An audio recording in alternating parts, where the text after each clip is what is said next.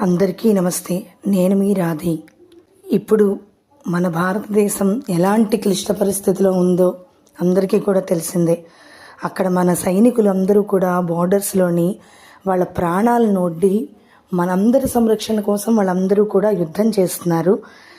మనం అందరం కనీసం వాళ్ళందరి కోసం ప్రార్థన చేద్దాం.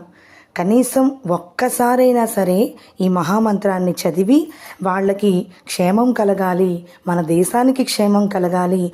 లోకా సమస్త సుఖినో భవంతు, భారతదేశ లోకా సమస్త సుఖినో భవంతు అని చెప్పి ఈ మహామంత్రాన్ని మీకు వీలైనన్నిసార్లు చదివితే చాలా మంచిది.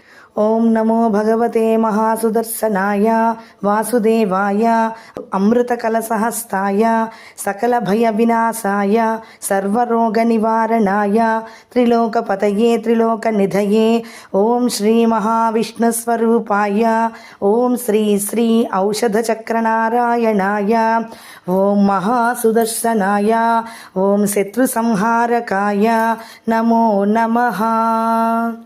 ఈ మంత్రాన్ని ఎవరికి తోచినన్ని సార్లు ప్రతి నిత్యము కూడా చదువుతూ ఉండండి. మన దేశ సౌభాగ్యం కోసం, మన దేశ సంరక్షణ కోసం మనం ఈ విధంగా పాటుపడదాం.